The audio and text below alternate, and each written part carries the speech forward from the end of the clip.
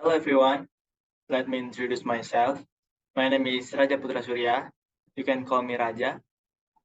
I am a student from Bina Sarana Informatika and I am from the Office Administration Study Program. And this is my first project assignment in this English for Secretary Lab course. Okay everyone, in the yellow text is the text that I have completed before and it is the answer to the part of task. Okay, the same goes for the second and third part task. Okay, just go straight to the discussion of the material. Here is the task. I will read back the text that I displayed earlier. You can see the text on the screen, right? I will read part 1 first. Wait. Part 1. Complete this text. Baby Caterpillar was tired. All summer long she had been traveling slowly. Wait. Slowly through the green world where she lived, and feeding on the green leaves that grew near her home. Now autumn had come and Mother Nature had given a holiday to the leaves, who put on their new dress, of red and gold and played to take the breeze. Baby Caterpillar wanted to play too, but could not run so fast as the happy little leaves, and she grew very tired and threw the stool to take a nap. So she found a cozy place among the branches of the grapevine and made herself a soft, sleepy blanket. Then rolled herself away within and then, in her queer little cradle, went to sleep. One night, late in the fall, Jack Frost came over the hill, his feet the cradle swinging to and fro, and began to play roughly with it, for he is a roguish little fellow, and touch everything that come in his way. Next, wait.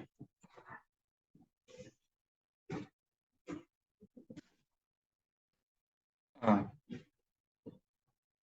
but the warm blanket hid the little sleeper so that Jack could not find her. By and by King Winter came, bringing a beautiful snow blanket to Mother Nature's flowerless baby. He gently rocked the cradle as he passed, and whispered, "Sleep, baby, sleep. You have no need of my blankets." At last spring came with the sunbeams, the best and the merriest of Mother Nature's helpers. They awoke the flowers from their long winter nap, and called to the birds and the brook to begin their song. When they come to the little brown cradle, they stopped to rest, and baby Caterpillar began to get very warm under the thick blanket. She woke up and stretched herself, and her cradle broke, and she came out to get the spring. But what a change! Instead of the old dingy dress that she went to sleep in, she now had a beautiful yellow one, and instead of crawling among the leaves, she flew up and away into the sweet spring air to play with the sunbeams and flowers. And the little children called her a butterfly. Okay, let's continue reading in the part 2.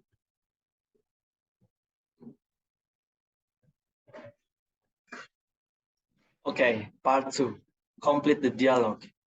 Todd said, "So Meg, you're talking about being the military, and you said you were a medic. Can you explain what that is?" Meg said, "Yeah, so a medic, which now I believe is called healthcare specialist. Is I always say it kind of similar to being like a paramedic where it's not a full nurse job. I think nurses have more training like a civilian sided nurse, but similar to paramedic where you have curtain, like minor procedures that you're trained to do, and high level thing than just an EMT, like doing IVs and giving shot and stitch and thing like that. That you're trained because it's the military. You're especially train for emergency situation, and how to treat someone who has maybe some serious life-threatening wounds. So that's a medic. So I said, wow, that sounds like a really difficult job. I mean, it's not your typical just solitary job. You must have had a lot of schooling and education. Meg said, I had well, everyone goes through the initial, about 2.5 months like basic training. Wait, that's more kind of basic combat skill and physical training, that's kind of thing, and then I had 4 months past that to train to be a medic. So we went through like emergency medical technician course, just like civilian side.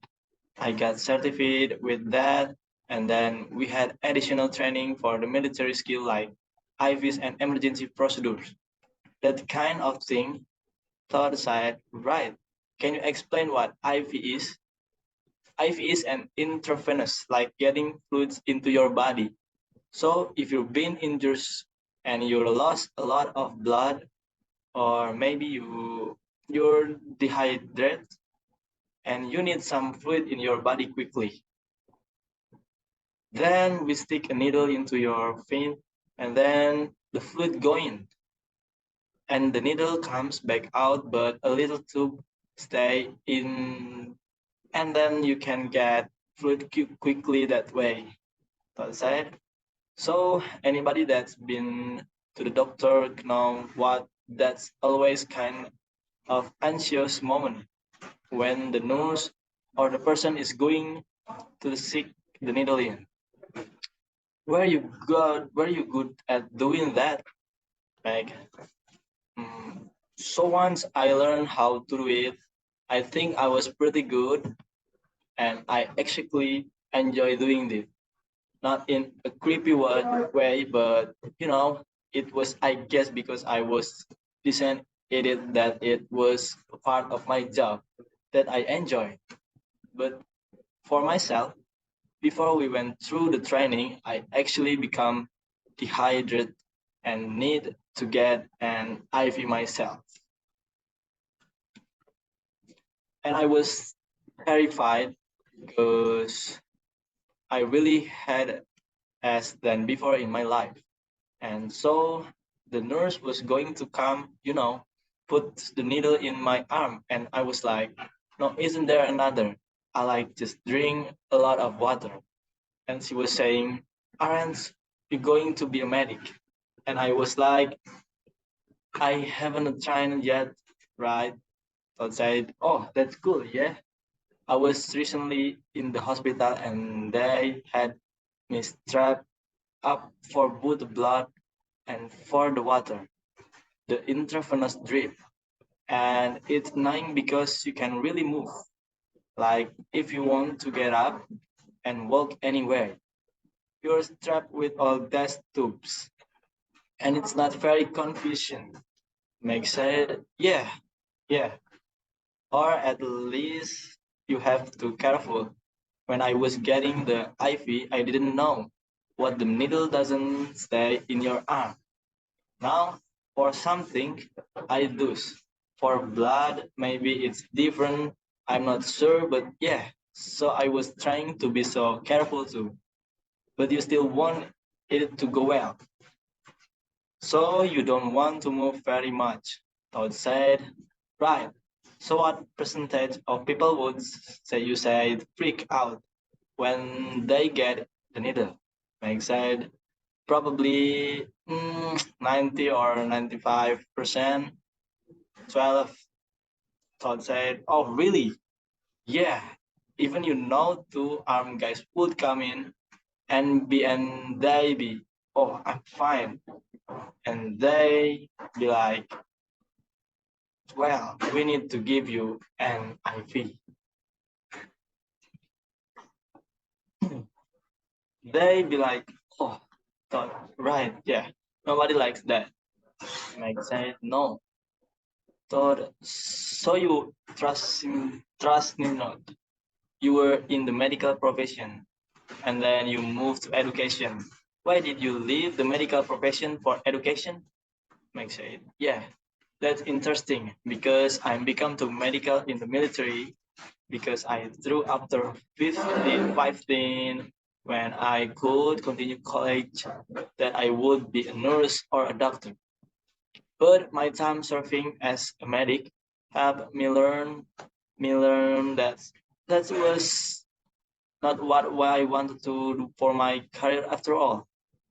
So I definitely am glad that I had two skills and the things that I learned and was able to experience. But I had it kind of been on the back burner. And so then I said, okay, let me revisit this. And it led to English education. I said, wow, have you ever thought about being like English specialist for people in the medical field? Like teaching doctor and nurse make I guess I have true about this specifically sometime I'm too about going back to military. They do have some English schools in military and so I guess that would be really also it could be yeah. So that would be interesting, something to think about. And the last reading in the part three. Let's go.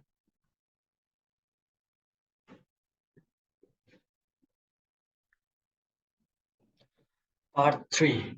Answer the question correctly through the audio. Number 1. What kind of home would he want to have? Hmm, he won't have some land with the house. He doesn't like neighbors. He needs a little space. Number 2.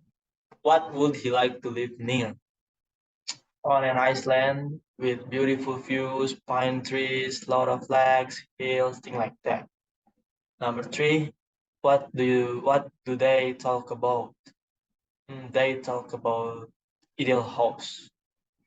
Number 4, what does he want in his ideal house?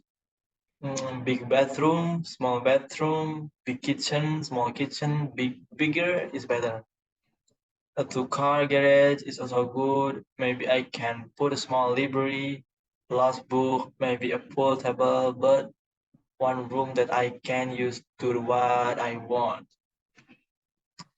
Number 5, retell that conversation with your own word, giving the detailed information. Right. A friend of Mark's asked him some question about what kind of house he want and some other question that were still under discussion regarding his ideal house. And Mark answered the question with his explanation. He want to have a nice house and more importantly, he want to have land for the house.